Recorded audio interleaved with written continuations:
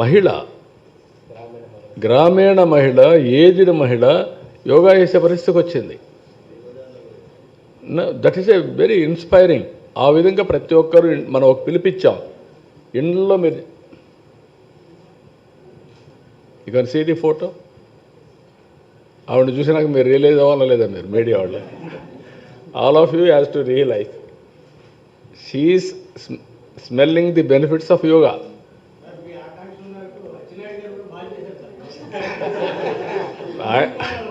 అచ్చెన్నాయుడు చేశారు, మీరు కూడా చేయాలంటున్నా.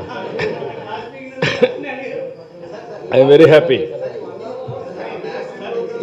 one by one. I will answer one by one.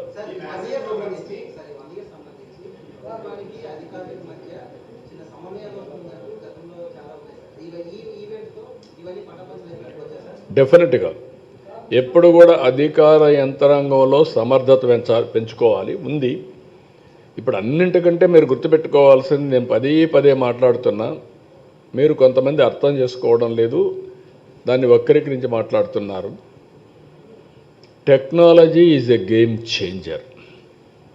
భారతదేశం యొక్క వారసత్వ సంపద ఏంటంటే మీరు గుర్తుపెట్టుకోవాల్సింది, 91లో ఆర్థిక సంస్కరణలు వచ్చాయి.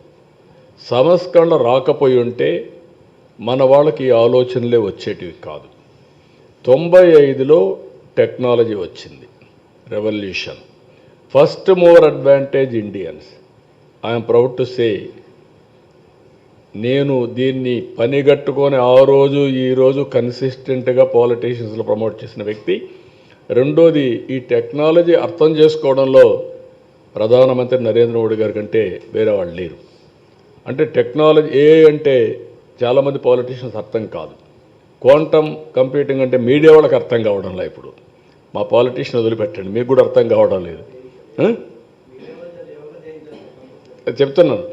మూడోది, డెమోగ్రఫిక్ డివిడెండ్ కూడా వచ్చింది. దీనివల్ల మీరు చూస్తే గడచిన 25 సంవత్సరాల్లో భారతీయుల యొక్క పరిస్థితి మారింది. ప్రపంచం మొత్తం కార్పొరేట్ గవర్నెన్స్, పబ్లిక్ గవర్నెన్స్ ఎక్కువ మంది ఉండేది భారతీయులు. ప్రపంచం మొత్తం హైయెస్ట్ పర్ క్యాపిటా ఇన్కమ్ ప్రపంచంలో నెంబర్ 1 కమ్యూనిటీ ఇండియన్స్, దాంట్లో 30-35% తెలుగు కమ్యూనిటీ.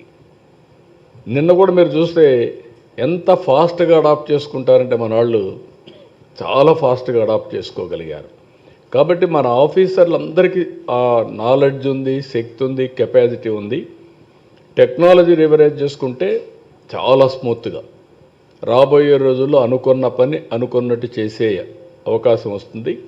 రోల్ క్లారిటీ ఇవ్వడం, టార్గెట్స్ ఇవ్వడం, ఓనర్షిప్ తీసుకోవడం, టెక్నాలజీ ఉపయోగించడం,